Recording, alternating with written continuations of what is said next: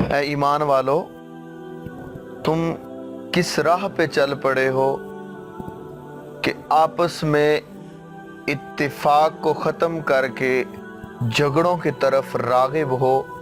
کیا اللہ کے حبیب نے ہمیں یہی درس دیا تھا؟ کیا رب وحدہ لا شریک نے قرآن مجید میں ہمیں یہی حکم دیا تھا؟ یا پیارے آقا پاک صلی اللہ علیہ وآلہ وسلم نے حدیث پاک میں ہمیں یہی حکم دیا تھا کہ آپس میں لڑائیاں جھگڑے ان کو عام کرو، اسلام کا نام نہ لو؟ کیا یہی ہمیں درس دیا تھا؟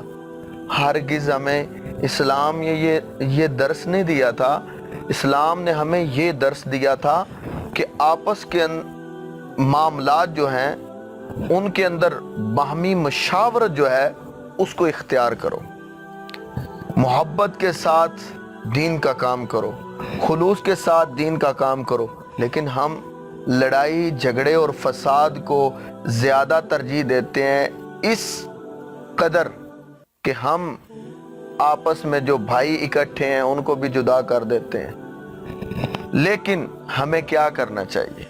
ہمیں محبت کے ساتھ دین کا کام کرنا چاہیے، اتفاق کے ساتھ دین کا کام کرنا چاہیے۔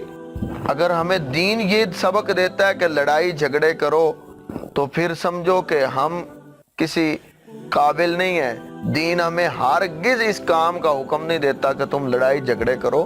دین تو ہمیں محبت کا درس دیتا ہے، اور محبت آپس میں محبت کا درس دیتا ہے۔ بے شک کفار کے لیے اللہ کے قرآن نے بھی ہمیں یہی حکم دیا ہے کہ مومنوں کے جو دل ہیں وہ کافروں کے لیے سخت ہیں۔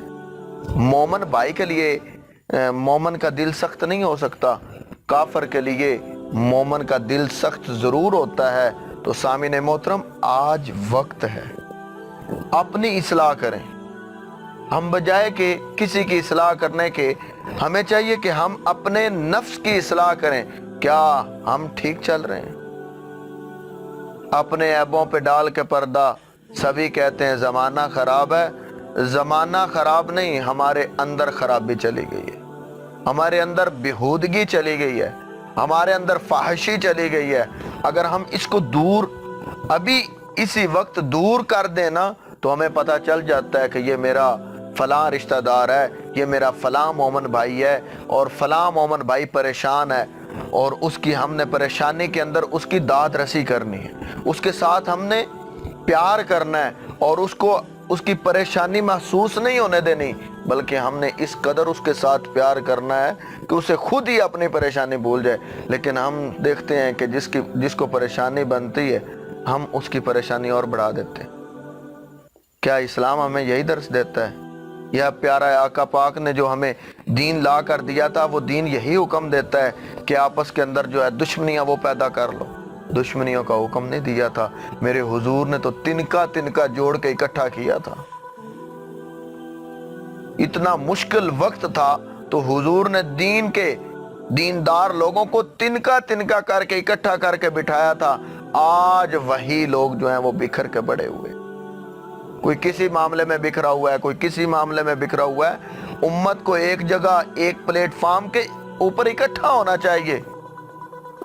جب بات کریں تو ان کی بات میں وزن ہو، ہم لوگوں کو درس دیں کہ آپ اتفاق کریں، اور لوگوں کو ہم کہانیاں اور قصے سنائیں کہ ایک کسان تھا، اس کے 4 بیٹے تھے۔ یہ آپ نے کہانی تو سنی ہوگی، یہ ہم لوگوں کے سنانے کے لیے نہیں۔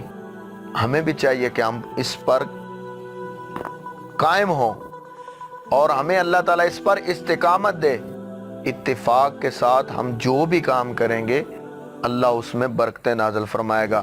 اور جب دین کے اوپر مشکل وقت آتا ہے نا تو اس وقت بکھرنا شروع ہو جاتے ہیں، تنکا کر کے بکھرنا شروع ہو جاتے ہیں۔